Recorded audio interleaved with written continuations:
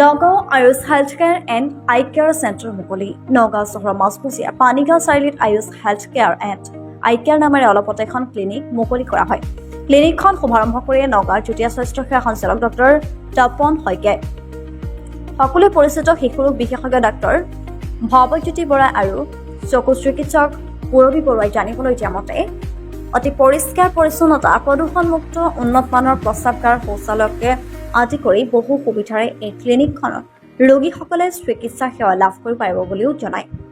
উল্লেখ্য যে মুকলি অনুষ্ঠানত বিশিষ্ট চিকিৎসক ডক্টৰ অৰূপজ্যোতি মহন্ত, ৰামানুজ কনিষ্ঠ মহাবিদ্যালয়ৰ অধ্যক্ষ দিলীপ বৰা, নগাঁও পৌৰসভাৰ উপ পৌৰপতি সীমান্ত বৰাকে আদি কৰি ভালেসংখ্যক গণ্যমান্য ব্যক্তি উপস্থিত থাকে।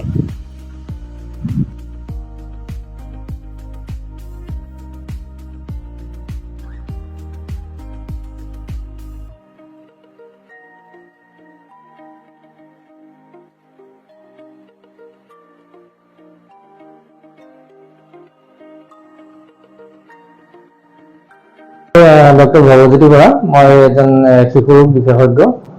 এখন Ayush health care and eye care centre বুলি আমি নাম দিছো। এখন আমাৰ পানীগাঁও চাৰিআলি SM ৰোড বুলি কয়, শংকৰ মিছন ৰোড, এই পানীগাঁও চাৰিআলিত পৰে। মেইনলি দুটা বিভাগ আছে। এটাটো হৈছে পলিক্লিনিক, মাল্টি স্পেচিয়েলিটি পলিক্লিনিক, মানে শিশু ৰোগ বিশেষজ্ঞ হিচাপে মই থকাৰ লগতে আৰু বেলেগ বিশেষ বিভাগৰ ডক্টৰসকল ইয়াতে উপস্থিত থাকিব। আৰু এটা দ্বিতীয় পাৰ্টটো হৈছে যে আই কেয়াৰ চেণ্টাৰ। ইয়াতে মোৰ পত্নী ডক্টৰ পূৰবী বৰুৱা, তেখেতে চকুৰ বিশেষজ্ঞ হিচাপে থাকিব। তাৰ লগতে আৰু বিশেষজ্ঞ চিকিৎসকসকল আহিব চকুৰ বিভাগৰ। আৰু এটা আছে ইয়াৰ লগতে আৰু এটা আমি বিশেষভাৱে সক্ষম শিশুসকলৰ কাৰণেও এটা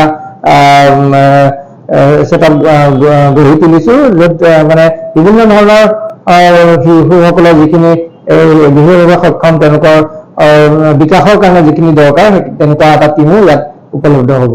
হয়, আমি মেইনলি যিখিনি লোক আছে, শিশু আছে বিশেষভাৱে সক্ষম যিখিনি শিশু, সেইখিনি এই বিশেষকৈ ট্ৰিটমেণ্টৰ কাৰণে বহুত খৰচ বহন কৰিবলগীয়া হয়, কাৰণ সেইখিনি সুবিধা যেনেকৈ গুৱাহাটীত নি পেলাই কৰিবলগীয়া হয় বা বহুতে পইচা পাতিৰ অভাৱত এইখিনি ট্ৰিটমেণ্ট কৰিব নোৱাৰে। গতিকে আমি সেইসকল শিশুৰ কাৰণে বিশেষকৈ এটা টিম বনাইছো, য'ত যিমান পাৰে কম খৰচত তেওঁলোকক আমি সকলো ধৰণৰ সুবিধা দিয়াৰ ব্যৱস্থা কৰিছো।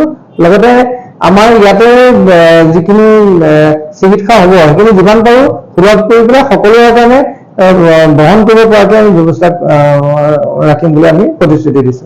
আৰু আমি অনুষ্ঠানটো কৰিছো এনেকুৱা নহয় যে অকল ৰোগী চাবৰ কাৰণে। ৰোগী সকলোৰে আচলতে বহুত সমস্যা থাকে, ৰোগীৰ অভিভাৱকসকলে বহুত সমস্যা থাকে যেতিয়া দেখুৱাবলৈ আহে। ধৰক আহি পেলাই বহাৰ অসুবিধা থাকে, মানে পৰিষ্কাৰ পৰিচ্ছন্ন